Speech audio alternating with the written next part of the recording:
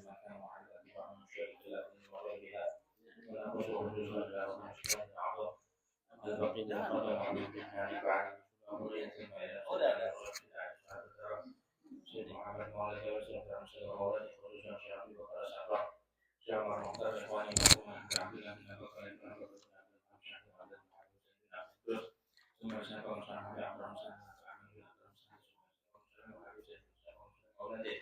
ثم يرسلنا بأخرى شيخ أبي بكر شيخ الباقي شيخ علي بن مروان شيخ أحمد بن أحمد وشيخ الحسن أبي عبد الرحمن مولى عبد ثم أبي بن عبد الرحمن الأعقاب شيخ علي بن عبد الله حبيب ثم إلى ربيع عبد الله بن عامر الحدث وولد ولد حسن بن أبي حدث ولد أحمد بن حسن الحدث ولد أحمد بن زيد الحبشة ولد أحمد بن زيد الحبشة ولد أحمد بن علي ولد أحمد بن عمر بن زيد مسلمة ولد محمد بن زيد ولد أحمد بن حسن ولد علي بن حسن الأطرس والحبيب أبي بكر بن عبد الله بن طالب الأطرس الحبيب بن أبي محمد بن حبيب بن أبي عبد الرحمن بن عبد الحبيب عبد الله بن عبد الحبيب بن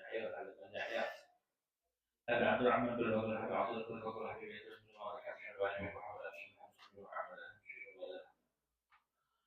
ولا حبيب محمد بن عبد المحمود ثم إلى روح الحبيب عبد الله بن عمر الشافعي والحسين والحبيب محمد بن عبد الله بن عمر الشافعي ثم إلى حبيب محمد بن عبد الشافعي ثم عبد الله بن محمد بن أبي شمس ثم حبيب بن عبد الرحمن الحبشي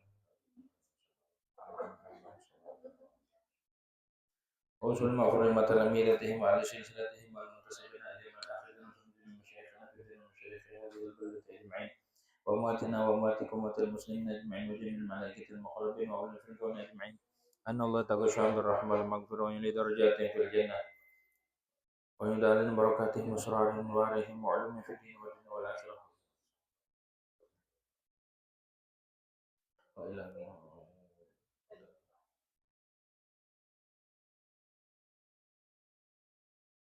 على هذه النية ولكل نية صالحة وإلى حضرة النبي محمد صلى الله عليه وسلم سر الفاتحة.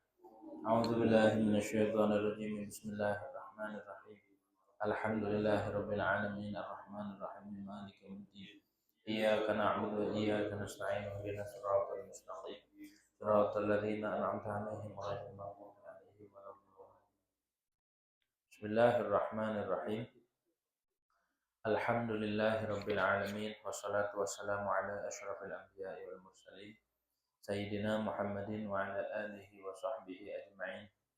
Rabbi shrah li sadri wa yassir li amri wahlul 'uqdatam min lisani yafqahu qawli. Rabbi zidna ilman nafi'a warzuqna fahman saqiba. Allahumma anfa'na bima 'allamtana wa 'allimna alladhi yanfa'una. Subhanaka la ilma lana illa ma 'allamtana innaka antal alimul hakim. Wala haula wala quwata illa billahil aliyil azim. Amma ba'du. Masih membahas tentang tauhid, kemarin sifat nafsiyah ya. Sekarang sifat salbiyah. Qala al-muallif rahimahullah taala wa nafa'ana bihi wa bi barakati ulumihi fid dharain amin. Wa khamsatun salbiyatun, dan adapun 5 sifat itu yang bangsa salabi. Wa khamsatun salabiyatun, adapun yang 5 yang bersifat yang bangsa salabi, sifat salabiyah itu al-qidam, 1 qidam. Jadi kemarin kan sifat 20 itu diklasifikasi sama ulama jadi 4. Ada nafsiyah, ada salabiyah, ada ma'ani, ada ma'nawiyah. Dari 20 sifat. Nah, wujud namanya sifat nafsiyah. Nah, yang 5 itu namanya sifat salbiyah atau salabiyah. Apa artinya salam? Salam itu artinya menafikan. Artinya apa? Menafikan, mensucikan, mentiadakan. Kok menafikan? Sifat dinafikan maksudnya? Bukan. Jadi maknanya itu nafi. Contoh, hiyal qidamu, 1 qidam. Jadi makna salabiyah itu tadi apa maknanya? Menafikan. Apa yang dinafikan dulu? Artinya menafikan sesuatu yang tidak layak bagi Allah. Itu namanya salab. Salab itu salbu ma la yaliqu 'anil dzat. Menafikan sesuatu yang tidak layak daripada zat Allah Subhanahu wa taala. Jadi yang enggak layak, yang enggak pantas, yang kurang dinafikan. Contoh, wahiyal qidamu. Satu sifat salabiyah itu qidam. Qidam itu artinya apa? Hah? Artinya terdahulu atau sedia. Artinya terdahulu itu apa? Artinya terdahulu apa? Hah? Tidak ada awal atau tidak ada permulaan atau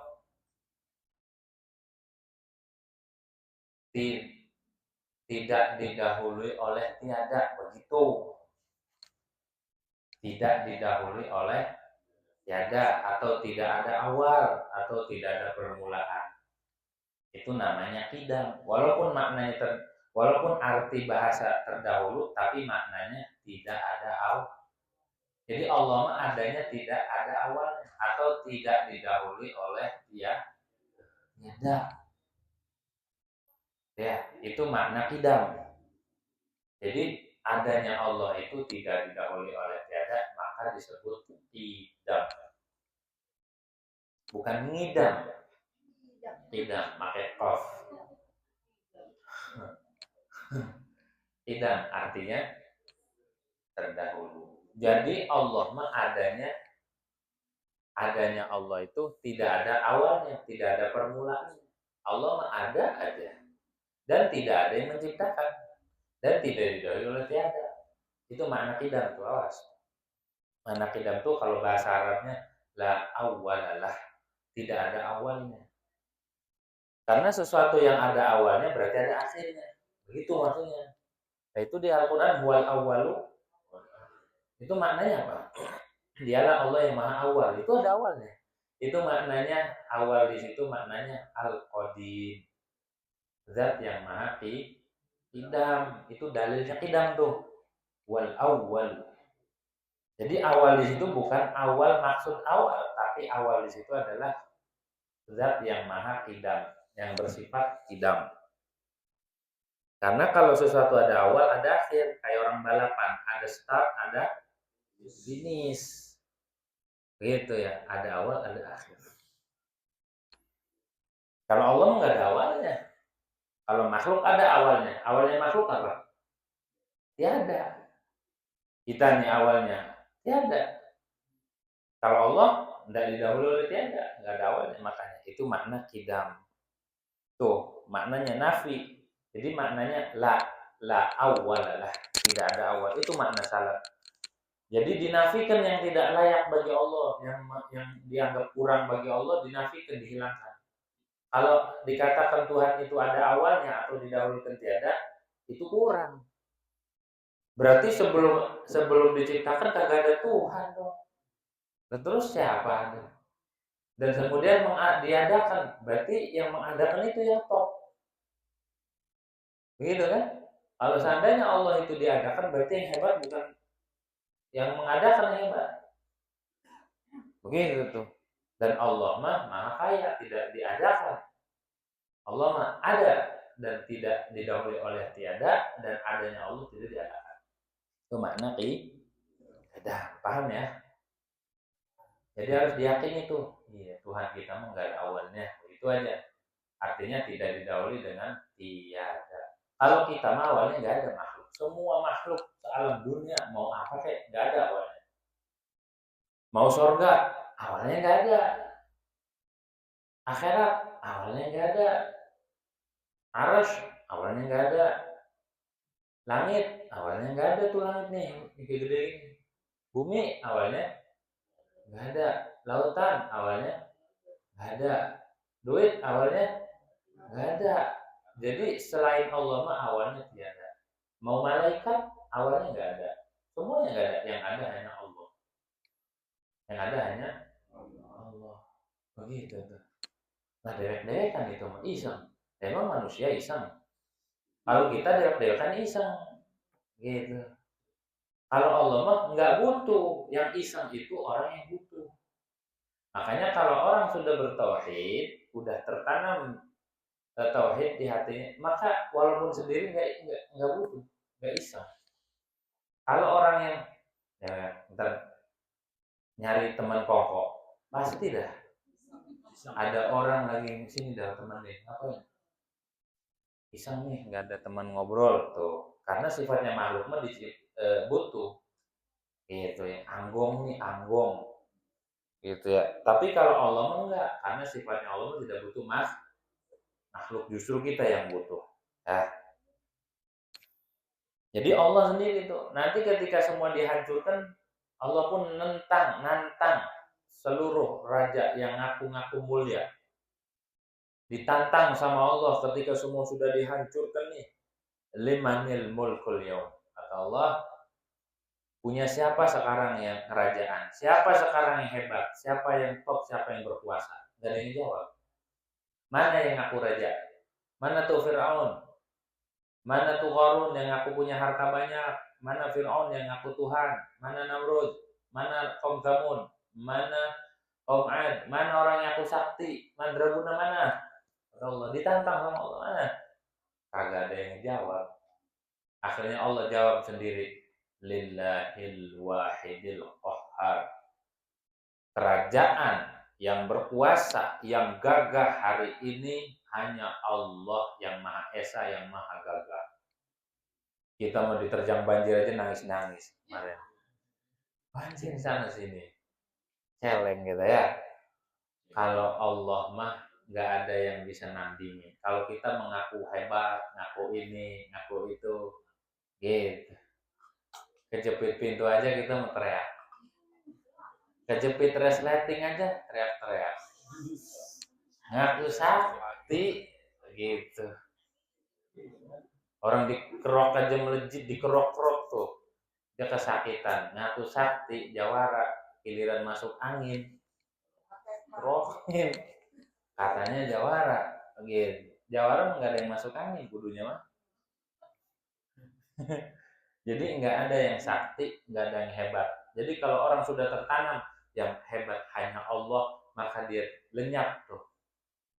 Lenyap dia dari merasa hebat, lenyap dari menganggap ada yang hebat selain Allah. Yang hebat hanya Allah. Begitu. Makanya kalau ada orang yang angkuh, bacain aja ya Jabbar ya Qahar, hancur lebur tuh orang. Ada jawara, wah ya. Ada orang yang ini, yang ego banget, bacain, hancur lebur acak-acakan. Gitu ya. Nggak ada yang sakti di dunia ini. Ada nggak yang hidup terus tidak mati-mati? Nggak ada. Semua berganti. Jadi nggak ada yang sakti. Dulu ada orang nantangin, Bu. Ada jawara, guru silat, ngomong gini ke muridnya, cepetan belajar silat biar bisa nangkisin malaikat mungkar nakir nanti. Sampai segitu dia ngomong. Akhirnya dia nggak lama meninggal. Pas meninggal, kedengaran dari suara kuburnya tolong-tolongan. Jadi di dunia bisa ditangkis. Martilnya malaikat mungkar nakir, siapa yang bisa nangkis? Iron Man aja kalah martilnya. Gitu. Walaupun pakai magic, tetap dimartil sama malaikat. Ampun-ampunan. Makanya jangan sembarangan. Jangan belagu gitu ya, mentang-mentang silat ini silat itu. Pas meninggal mah nggak bisa nangkis malaikat maut. Kali mau nyabut, dia ngehindar. Gitu ya. Nggak bisa. Langsung betot aja, kelamaan kata malaikat maut. Betotnya dari kumis dulu lagi, menyon. Gitu jawara nih. Kalau jawara udah belang kumisnya, betot aja kata malaikat maut, kelamaan betot kumisnya langsung merot. Yeah. Jadi manusia nggak ada yang abadi, gitu. Yang abadi itu yang kekal hanya Allah. Karena Allah zat yang tidak ada awalnya. Sesuatu atau zat yang tidak diawali oleh tiada, maka diakhiri dengan maka tidak diakhiri dengan tiada. Itu bahasa di kaidahnya dikatakan al-qadim la yan'adim. Al-qadimu la yan'adim. Sesuatu yang qadim maka dia tidak akan lenyap, tidak akan punah. Jadi setiap sesuatu yang bersifat qadim pasti bersifat bako. Kalau makhluk mah enggak qadim, makhluk mah hadis. Makhluk mah hadis gitu bahru. Nah, lawanan kidam apa? Lawanan kidam apa? Lawanannya mustahilnya. Mustahilnya apa? Mustahilnya hudus. Apa? Apa artinya hudus? Bahru. Mustahil Allah itu bahru. Apa artinya bahru? Artinya bahru itu diawali dengan tiada, mustahil. Jadi sesuatu yang baru itu awalnya nggak ada, kemudian ada, itu namanya bahru. Kalau Allah mah kidam. Kalau kidam mah nggak diawali dengan tiada. Begitu ya. Sesuatu kalau makhluk itu sifatnya hudus. Hudus itu artinya baru. Kalau orangnya, makhluknya dikatakan hadis. Artinya hadis yang baru. Apa artinya baru? Adanya setelah tiada. Adanya setelah tiada. Jadi makna hadis itu kullu maujudin wujida ba'dal adam. Itu namanya hadis. Kita nih awalnya nggak ada, kemudian diadakan oleh Allah. Itu namanya baru. Alam semesta nih awalnya nggak ada, kemudian diadakan, berarti semuanya baru, semuanya baru. Tuh. Dan sesuatu yang baru mah berubah, atau makhluk mah berubah. Alam semesta ini baru. Mana dalil bahwa alam semesta ini baru atau diciptakan atau adanya setelah tiada? Dalilnya kata ulama, kul al-alam mutaghayyirun. Alam ini berubah-ubah. Alam semesta ini berubah, dinamis. Kalau nggak berubah, nggak ada kehidupan. Mobil nggak jalan, orang diam aja, megegeg, diam kayak patung, nggak ada kehidupan. Ditanya diam aja. Jadi emang udah alami alam semesta ini dari awal diciptakan berubah. Artinya berubah itu bergerak dari keadaan menuju keadaan, ada gerak, ada diam. Jadi berubah-ubah. Walaupun kelihatannya nggak berubah, kayak warna peci hitam, berubah nggak? Jadi warna, bahkan warna kulit, bahkan keadaan kita itu tidak tetap pada satu zaman. Jadi warna yang menit yang tadi sama yang sekarang berubah. Kita yang tadi sama sekarang berubah. Semua berubah, bergerak. Dulu ada orang tua kita, ada nenek kita, ada buyut kita. Habis buyut ada canggah. Habis canggah apa?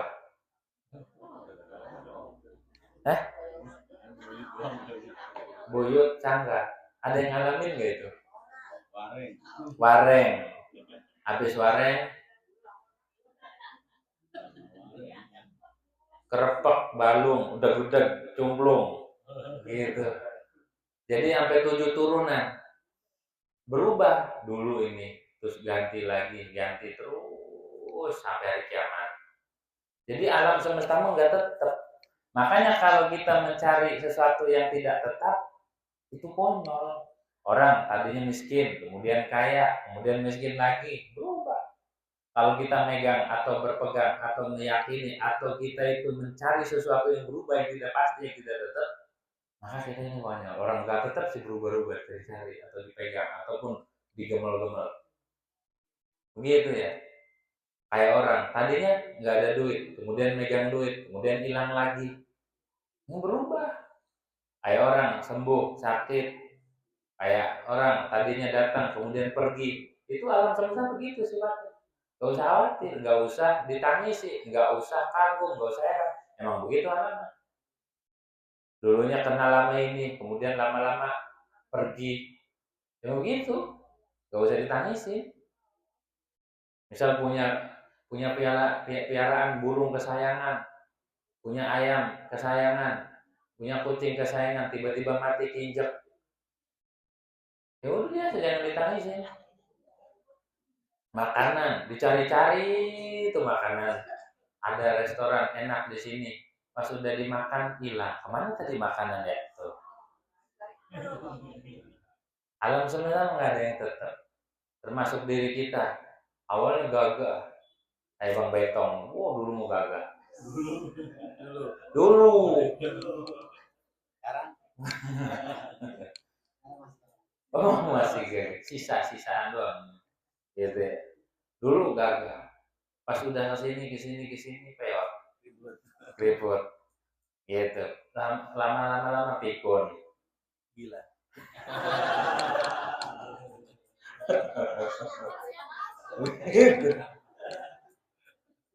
Jadi manusia mah nggak ada yang tetap gitu. Ataupun orang gila dia nggak ngaku dirinya gila. Coba tanya orang gila, bang gila ya, ditempelin gitu.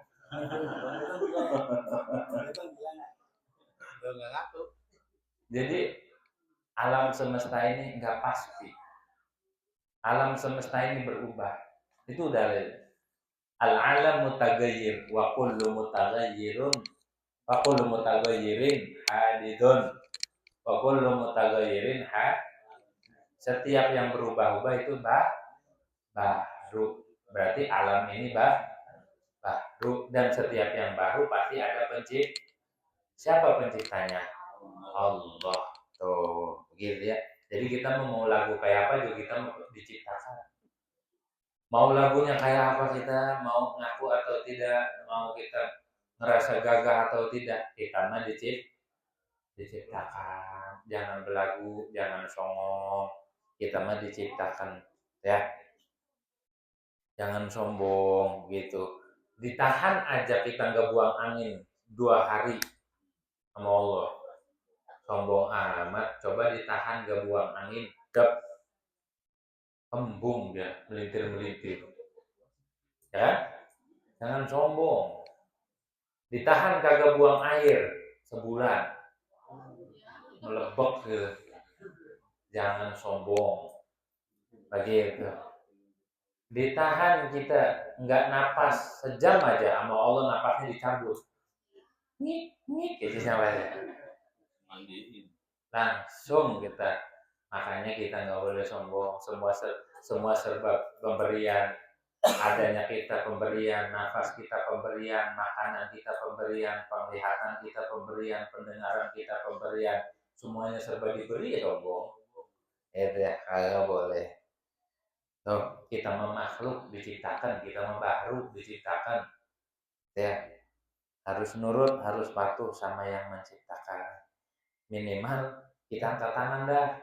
Walaupun kita belum nurut nih, belum bisa taat, minimal kita ngaku, ampun ya Allah, gitu. Udah ini udah maksiat sombong. Wah, serem ini. Maksiat jalan terus, sombong jalan terus. Begitu ya. Mau tidur aja kakinya di atas. Gitu. Gitu.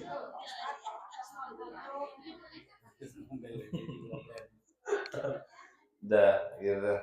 Nggak boleh. Kita mah hudus, kita maha hadis. Allah yang maha idam, mustahil hudus. Dah. Wal baqa'u.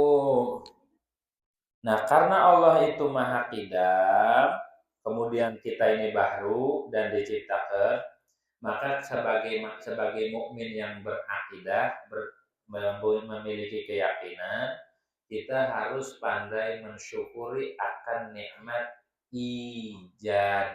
Nikmat apa?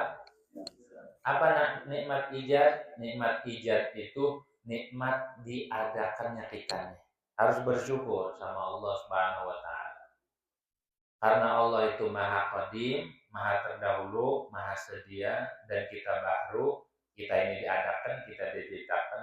Maka sebagai orang mukmin yang meyakini Allah itu bersifat qidam dan kita ini baru, kita harus bersyukur akan nikmat ijad. Ijad itu artinya diwujudkan, diadakan. Kita nggak ada sendiri, Bu. Kali kita lahir dari pohon keluar dari batu, enggak. Kita ini diadakan. Diadakan. Itu nikmat paling besar. Nikmat paling besar kita diadakan di alam dunia. Alhamdulillah kita diadakan, dipilih sama Allah. Kita dipilih untuk diadakan di alam dunia dan mengenal Allah dan Rasul. Ya. Habis itu yang kedua bukan hanya diadakan tapi juga nikmat imdad. Nikmat apa? Apa nikmat imdad? Nikmat kita disokong sama Allah, dikasih rezeki terus, bukan hanya diadakan. Bukan hanya diciptakan doang, dikasih rezeki sama Allah, dikasih nafas, dikasih umur, dikasih keluarga, dikasih keturunan, dikasih tetangga, itu nikmat. Tetangga nikmat, saudara nikmat, kerabat tuh saudara tuh nikmat, teman juga nikmat, makanan yang Allah kasih nikmat dari Allah. Enggak sekonyong-konyong, itu Allah yang ngasih. Jangan menganggap makanan itu atau rezeki itu kita yang cari, jangan. Jangan menganggap bahwa rezeki itu hasil jeripaya dan usaha kita, jangan. Itu musyrik. Kenapa? Karena menyekutukan Allah, seolah-olah makhluklah yang ngasih rezeki, seolah-olah usaha kita lah yang ngasih rezeki, seolah-olah upaya kita, kerja keras kita. Bukan, tapi Allah. Kita mau usaha doang, yang ngasih rezeki siapa? Begitu tuh harus ditanamkan, harus ditanam di hati. Jangan sampai menganggap diri kita yang jangan nyari. Iya, hari ini mau nyari rezeki, hebat benar rezeki. Cari, kalau nggak dicari nggak dapet. Berarti Allah mau ngasih rezeki itu harus dicari dulu.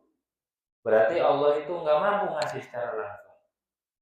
Jadi rezeki itu ada yang prosesnya harus kita usaha dulu, ada yang langsung Allah kasih. Andai pun kita lewat usaha, kerja, lain-lain sebagainya, maculah, tetap yang ngasih rezeki Allah. Harus diyakini, awas. Jangan sampai kita lengah. Kadang-kadang banyak yang lengah di sini. Menganggap hasil kerja keras kita. Nanti kita nggak bersyukur sama Allah Subhanahu wa Ta'ala. Gitu ya. Jadi jangan sampai kita musyrik. Jangan sampai kita berakidah, berkeyakinan bahwa diri kitalah yang menghasilkan rezeki. Usaha kitalah yang menghasilkan rezeki. Jangan sampai beranggapan begitu. Usaha mah usaha aja, rezeki mah Allah ya. Contoh, makan. Kita makan tuh namanya kasab, usaha tuh makan. Kenyang. Orang makan kenyang nggak? Kenyang. Yang ngasih kenyang makanan atau Allah? Nah, maksudnya begitu. Jangan sampai menganggap sabablah yang menciptakan musabab. Jangan. Itu akidahnya kata ulama ahli tauhid, kalau meyakini bahwa makanan yang mengenyangkan, obat yang menyembuhkan, usahalah yang menghasilkan, itu musyrik, itu kafir. Jangan sampai kita begitu ya. Jadi segala sesuatu itu Allah. Makan Allah yang ciptakan, kenyang Allah yang ciptakan, makanan Allah yang ciptakan. Paham? Jadi kalau seandainya kita nyari rezeki dapat, alhamdulillah. Enggak dapat, alhamdulillah aja. Kenapa? Karena yang ngasih, yang nahan itu Allah. Kalau hari ini Allah kasih, nggak ada yang bisa ngalangin. Tapi kalau hari ini Allah nggak kasih, mau sampai jungkir balik, kagak dapat. Berarti menandakan bukan usaha yang menghasilkan, tapi Allah Subhanahu wa Ta'ala. Awas, kita minum, jangan menganggap minuman lah atau air atau minum yang menghilangkan dahaga. Jangan. Yang menghilangkan dahaga siapa? Allah. Air yang ciptakan siapa? Allah. Kita minum itu kita gerak, siapa yang gerakin? Allah. Paham kan? Jadi Allah enggak ninggalin bu sedikit pun. Yang ninggalin itu kita. Allah mah sedikit pun enggak meninggalkan kita, karena kalau ditinggalin sama Allah kita mau kemana lagi? Walaupun kita maksiat, walaupun kita durhaka, walaupun kita kayak apa, Allah sayang banget sama kita. Cuma kitanya yang kagak tahu diri.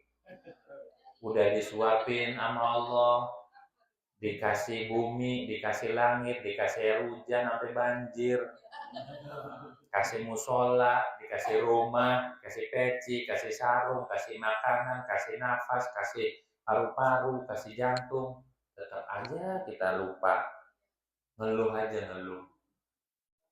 Kalau bagi para aulia, ngeluh tuh bisa ngurangin pangkat derajat kewalian. Kalau para aulia ngeluh sama Allah, itu dicabut kewaliannya, turun lagi, turun. Kalau nabi ngeluh, diangkat kenabiannya.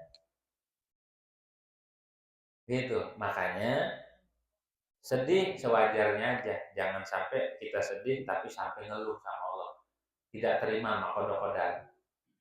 Ya Allah, begini amat, ya Allah. Tuh, jangan sampai begitu. Kita menghela nih. Nah itu seolah-olah Allah nggak terima. Begitu. Seolah-olah apa yang Allah tetapkan itu salah. Ada baik ngelesnya.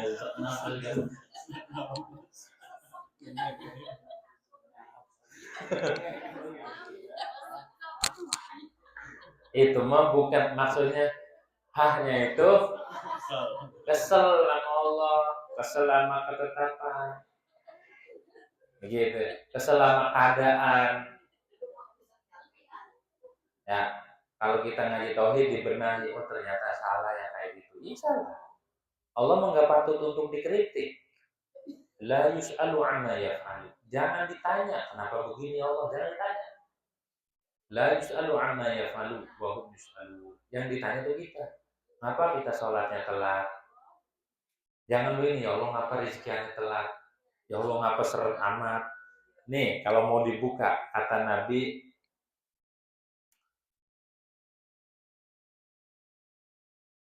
tidaklah seorang laki-laki itu dihalangi dari rezeki, melainkan karena dosa yang dia lakukan. Ya, tidaklah seorang laki-laki itu dihalangi dari rezeki, melainkan karena dosa yang dia kerjakan. Illa lidzambin asabahu. Illa lidzambin asabahu. Jadi kalau kita lagi seret, lagi ini, ingat dosa kita, ya Allah, apa saya salah? Ya begitu, jangan kritik Allah. Apa ada yang salah? Kalau kita ada masalah nih, barangkali ada yang salah nih, langsung buru-buru sholat taubat. Langsung sholat taubat, kita nangis sama Allah, ya Allah ampun kalau ada yang salah, takut saya bahasanya kurang sopan sama Allah, takut saya maksa, takut saya ngeluh, takut ada perbuatan yang gak kau ridhoi, barangkali itu menyebabkan rezeki saya. Innar rajula la yuhramu innal di kitab Kasyifatu saja terang ini salah satu penghalang rezeki. Sungguhnya seorang laki-laki itu tidak dihalangi rezekinya melainkan karena dosa yang dia kerjakan. Hati-hati itu ya. Entah nyakiti orang. Kalau suami mentah nyakiti istri. Kalau istri mah kok jajannya agak kurang ini ya. Berarti ada dosa yang dilakukan ke suaminya atau ke anaknya atau ke keluarganya. Kok jajannya agak kurang. Barangkali ada dosa kali. Suaminya begitu juga. Apakah salah sama istri? Apakah saya nyuekin? Apakah saya nyinggung? Apakah saya gimana? Jadi masing-masing introspeksi aja.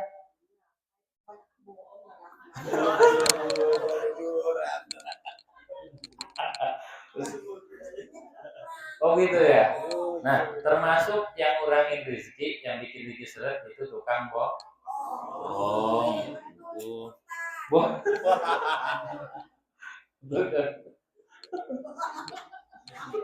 Lakinya ada nggak mah lakinya? Ada nggak lakinya? Saya kita kepalanya. Oh gitu.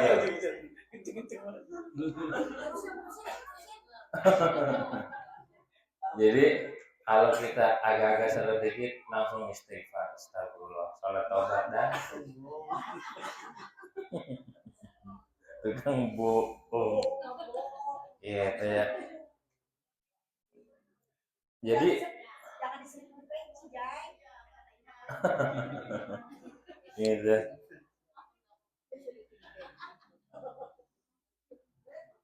Ya gitu Bang Batok, Bang Betong, Bang Muzi. Jadi maksiat itu, dosa itu kadang-kadang membuat rezeki seret gitu. Jadi istri jangan nyalahin Allah mau nggak salah.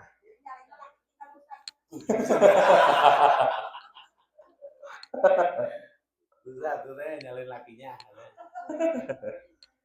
Nyalain diri sendiri dulu. Apa saya salah sama laki saya? Begitu. Iya. Apa saya salah ya? Minta maaf langsung, Bang. Minta maaf kalau ayah salah, Bang. Nah, begitu. Sama. Suaminya juga. Sama apa sama bininya? Neng, maafin kalau abang salah atau abang ada yang itu. Boleh jawab. Abang mau mana nih? Maaf. Aduh.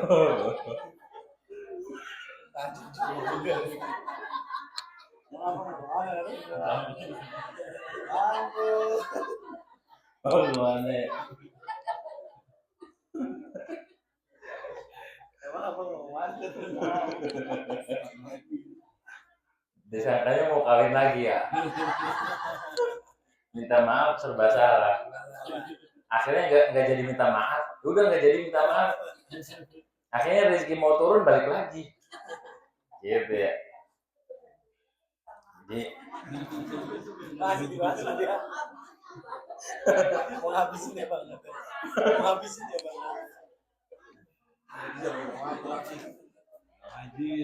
Jadi dua nikmat yang besar yang harus disyukuri, nikmat ijad, nikmat ijad itu diadakannya kita, imdad itu terus menerus Allah kasih.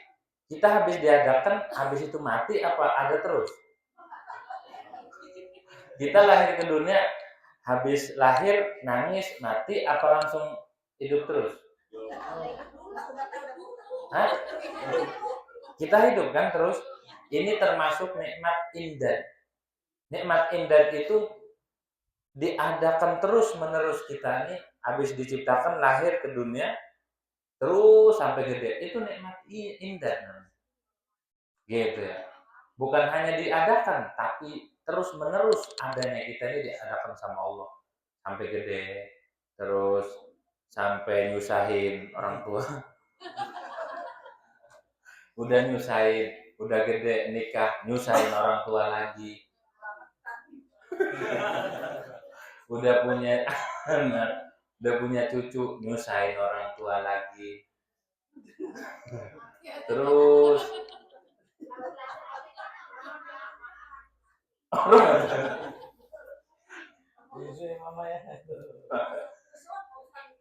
jadi terus menerus adanya kita, bukan hanya ada terus dikasih rezeki, dikasih nafas. Nggak hitung-hitungan Allah. Sehari semalam kita berapa kali nafas? Berapa kali kita bernafas? 24.000 kali kita nafas. Jadi ngos-ngosan kita nih, ini belum kalau dikejar-kejar anjing. Itu lebih dari itu. Kalau dikejar-kejar anjing kan nafasnya rebo kemis. Ya kan cepet. Tuh.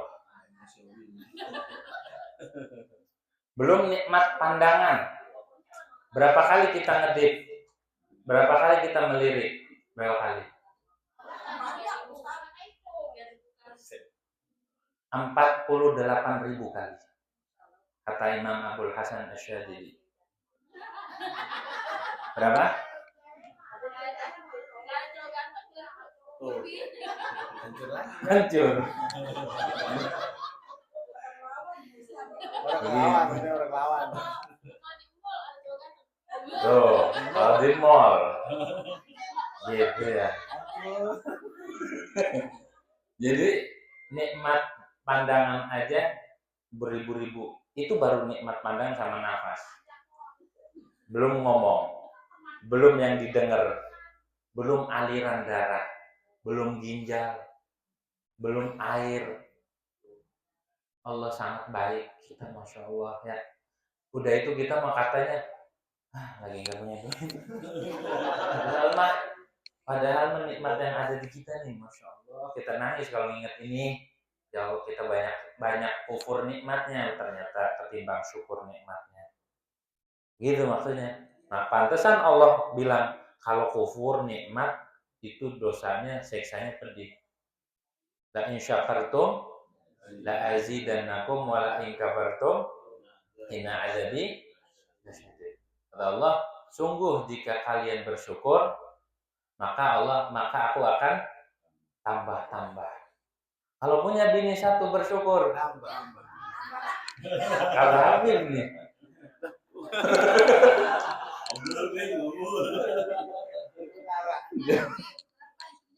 Tuh. Jangan perkara dulu. Ibu-ibunya serem-serem. Jadi kalau kita bersyukur akan nikmat, maka tambah terus nikmatnya. Tapi kalau kufur, nggak terima, makin pedih, makin sengsara, makin belangsak, bahkan disiksa Allah. Di dunia belangsak, di akhirat, kalau kerjaannya ngeluh dan kufur, makan dikasih sama jengkol, ditendang. Makan gini mulu, kagak syukur. Enak ya? Enak banget. Ini disuguhin jengkol salto. Kagak terima. Dikasih makanan ini, makan kayak gini mulu. Kagak bersyukur. Begitu. Adanya nasi doang, alhamdulillah. Walaupun sama garam. Alhamdulillah ya Allah.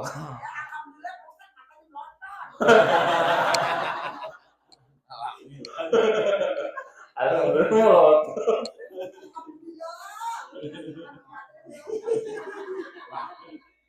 Sambil gebrak meja ya. Alhamdulillah. Ya. Jadi syukurin aja. Karena apa? Karena kalau kita belajar mensyukuri yang sederhana, yang kecil, maka ketika mendapatkan yang besar, kita akan tambah bersyukur. Dulu Bu, ada bapak-bapak punya rumah sama kandang bebek nyampur.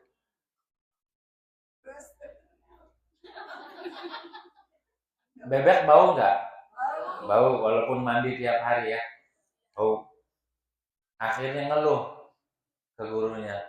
Guru, saya nih doain biar punya rumah. Ngeluh. Mengapa? Udah rumah saya sama bebek nyampur. Kata gurunya, tambahin lagi. Disuruh tambahin bebeknya. Akhirnya datang ke gurunya. Gimana perasaannya? Makin kusut, makin berisik. Tambahin lagi. Gimana? Makin pegel. Udah, besok kurangin. Dikurangin tuh 5. Gimana perasaannya? Ya, alhamdulillah. Besok kurangin. Rumahnya itu juga. Kenapa begitu? Karena dia merasa bersyukur. Jadi kalau disyukurin mah kerasa lega, kerasa nikmat. Kenapa ngerasa sumpah? Karena nggak bersyukur. Rumahnya itu juga. Cuma hatinya dilapangin, dinerimain. Alhamdulillah. Begitu.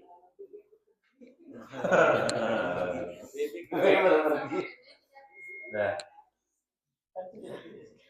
jadi kalau kita sudah mampu mensyukuri, mampu mengolah hati, apapun yang kita, alhamdulillah. Adanya air putih doang, alhamdulillah. Adanya ini doang, alhamdulillah. Adanya bubur sumsum, alhamdulillah. Gitu ya. adanya burger doang, alhamdulillah. Gitu.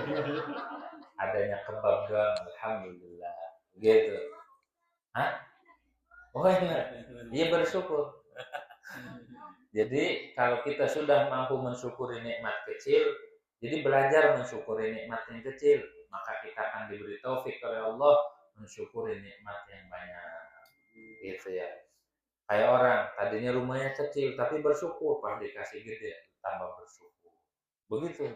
Jadi syukur mah bukan tergantung kecil besarnya nikmat, tapi hati kita. Kalau nerima bersyukur, kalau enggak walaupun dikasih nih tuh makanan enak banget ini nih, nggak bersyukur nggak bersyukur aja. Makanya awas kita kufur nikmat, awas kita ini nggak terima sama yang Allah kasih, nanti malah kita ditarik semua, dicabut. Dulu ada orang kagak terima atau membuang-buang nikmat. Jadi salah satu kufur nikmat itu adalah tidak menghargai nikmat. Nasi dibuang-buang, roti dibuang-buang, itu salah satu orang yang tidak mensyukuri nikmat dan menyebabkan hilangnya nikmat. Ada orang jadi sama roti dibuang-buang, nggak bersyukur, ngehinakan nikmat Allah, malah dibuat cebok pakai batu, tapi dia pakai roti, ngehinain nikmat Allah. Akhirnya sama Allah dibalik keadaannya, dia kelaparan. Pas kelaparan, mau nggak mau dia makan roti bekas ceboknya dia.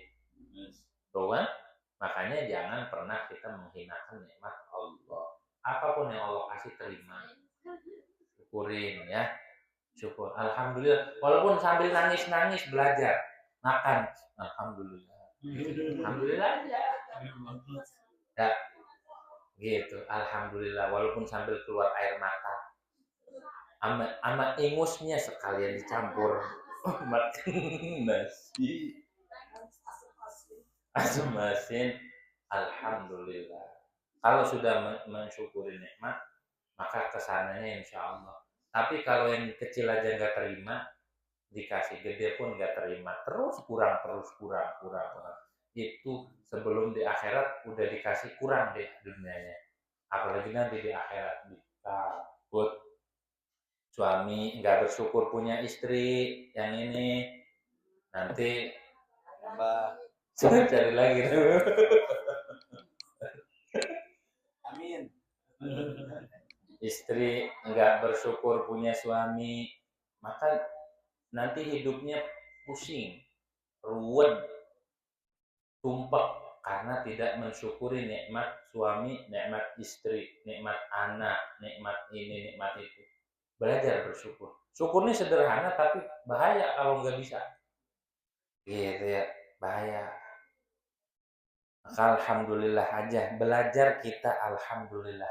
Mensyukuri dua nikmat yang tadi, nikmat besar, nikmat ijaz sama nikmat dari bermuaranya dari qidam. Dari qidam. Ya. Mudah-mudahan kita selalu bersyukur kepada Allah. Nabi Adam minta sama Allah, ya Allah, saya minta kalimat-kalimat yang mencakup seluruh pujianmu ya Allah. Akhirnya turun wahyu. Suruh memperbanyak baca alhamdulillahirabbil alamin hamdan yuwafi ni'amahu wa yukafi'u. Itu Nabi Adam yang dikasih. Jadi dibaca 3 kali di pagi, 3 kali di sore hari. 3 pagi, 3 sore. Alhamdulillahirabbil alamin hamdan yuwafi ni'amahu wa yukafi'u mazidah. Imam Haddad punya wiridan namanya Wirdul Latif. Salah satu isi wiridannya itu alhamdulillahirabbil alamin hamdan yuwafi ni'amahu wa yukafi'u mazidah 3 kali. 3 kali pagi. Mudah-mudahan kita tergolong hamba yang bersyukur kepada Allah. Amin.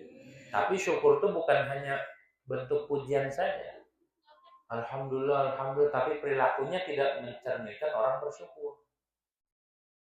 Gitu ya. Jadi pujian itu atau bersyukur itu bukan hanya pujian dengan lisan saja. Harus dengan sikap kita juga bersyukur kepada Allah. Harus dengan hati kita bersyukur. Apa syukurnya? Apa pujian kita kepada Allah dengan hati? Yaitu dengan mencintai Allah. Cintai aja apa yang Allah kasih. Belajar menerima, mencintai apa yang Allah kasih. Menerima apa yang Allah kasih. Keadaan apapun yang Allah kasih. Karena kalau nggak terima bahaya. Laki-laki diciptakan jadi laki-laki, nggak terima, pengen jadi perempuan, akhirnya bencong. Ya kan? Karena nggak terima. Begitu. Udah dikasih laki-laki sejati, gagah, tegas, malah dia gaya-gayanya kayak perempuan. Kenapa? Karena tidak bersyukur. Makanya dosa besar tuh. Merubah-rubah kodrat. Orang jalannya tegap, jalannya lenggak-lenggok. Laki macam apa? Pakai payung, jalannya gitu. Kalau kita udah diciptakan jadi laki-laki, bersyukur, alhamdulillah. Begitu. Jadi menjadi orang yang bersyukur tuh berat, susah banget. Tapi kalau sudah bisa, bahagia hidupnya. Ya, bermuara dari kidang. Jadi kita kudu mensyukuri nikmat ijad dan nikmat imdad.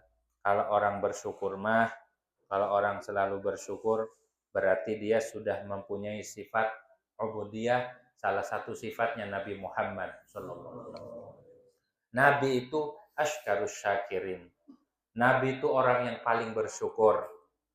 Nabi udah nggak ada dosa, diampuni dosa. Terus Nabi orang mulia, orang top. Nabi masih sholat malam. Pas lagi sholat malam sampai bengkak kakinya, hatta tawar ramat qadamahu, sehingga dua kaki Nabi bengkak kelamaan berdiri.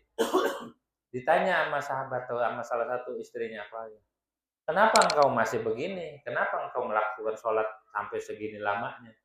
Nabi cuma jawab, afala akuna abdan syakur. Apakah aku tidak boleh menjadi hamba yang bersyukur? Jadi Nabi selalu bersyukur sama Allah Subhanahu wa taala. Alhamdulillah. Begitu ya. Mudah-mudahan kita semua tergolong orang yang bersyukur kepada Allah Subhanahu wa taala. Mudah-mudahan kita ditambahkan nikmat-nikmatnya oleh Allah Subhanahu wa taala, ditambahkan syukurnya, dan mudah-mudahan kita diberikan kekuatan atas iman dan Islam sampai kita meninggal dalam keadaan husnul khatimah, mencintai Allah dan Rasul serta para guru-guru. Amin ya rabbal alamin. Al-Fatihah.